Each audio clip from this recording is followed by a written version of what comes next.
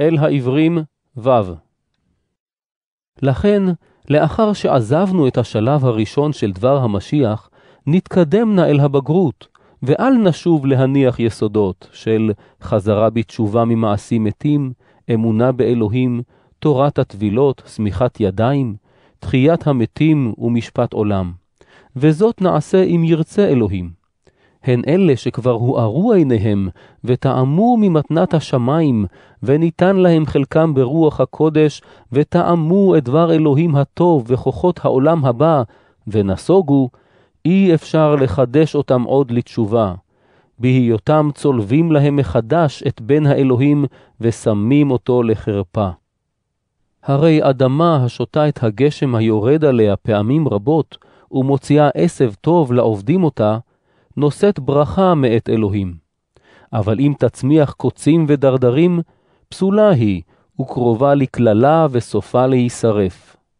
גם בדברנו כך, בטוחים אנו בכם, אהוביי, בנוגע לדברים הטובים יותר, התומנים בחובם ישועה. שכן אלוהים לא יעוות צדק, ולא ישכח את פעולכם ואת האהבה שהראיתם למען שמו, בכך ששירתתם את הקדושים ועודכם משרתים אותם.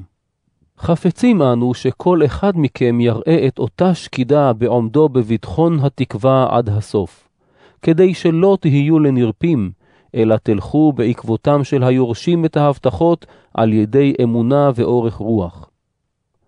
כאשר אלוהים הבטיח את הבטחתו לאברהם, הוא נשבע בנפשו, מפני שאין גדול ממנו אשר בו הוא יכול להישבע. הוא אמר, כי ברך אברכך, והרבה ארבה אותך. וכך, בעומדו באורך רוח, השיג אברהם את אשר הובטח. בני אדם נשבעים בגדול מהם, והשבועה היא להם חותם של אמת, השם קץ לכל דין ודברים. וכאשר רצה אלוהים להראות ביתר תוקף ליורשי ההבטחה, כי כוונתו אינה ניתנת לשינוי, התחייב בשבועה.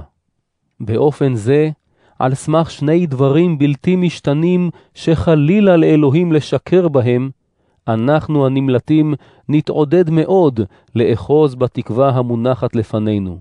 תקווה שהיא כעוגן בטוח ויציב לנפשנו, ומגיעה אל מבית לפרוכת, אל המקום אשר ישוע, החלוץ העובר לפנינו, נכנס בעדנו והיה לכהן גדול לעולם על דברתי מלכי צדק.